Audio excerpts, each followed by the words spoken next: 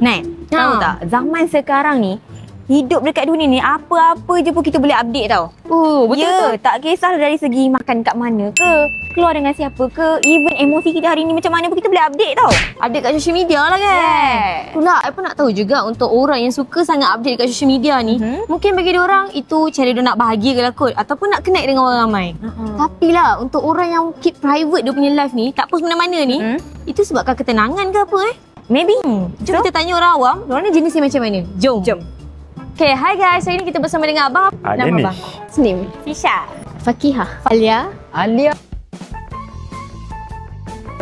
Keep it private lah, lebih senang. Sebab kalau kita keep it public, kadang-kadang ada orang yang tak puas hati, betul? So personally for me, I really love to keep it private. Okay. Cuma share kepada orang-orang terdekat dan orang-orang yang boleh dipercayai. So in order for me to accept the follow requests on Instagram, saya akan pastikan orang tu saya kenal dan saya selesa untuk dia tengok dengan apa yang saya punya feed.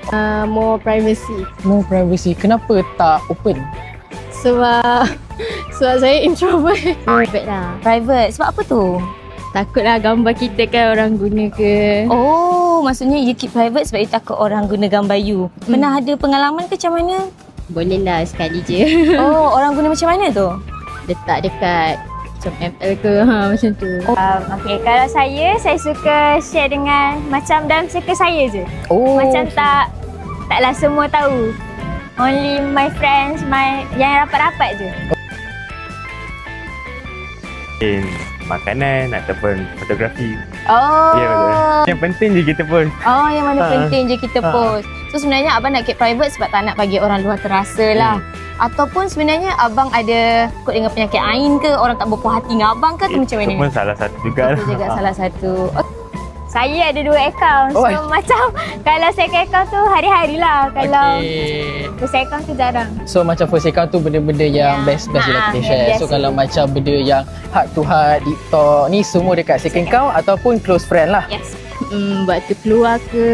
Waktu keluar. Waktu raya lah, yelah. Waktu raya. So setiap tahun memang gambar raya tu memang wajib ada lah. Tapi bukan muka kita lah, macam kat kampung ke.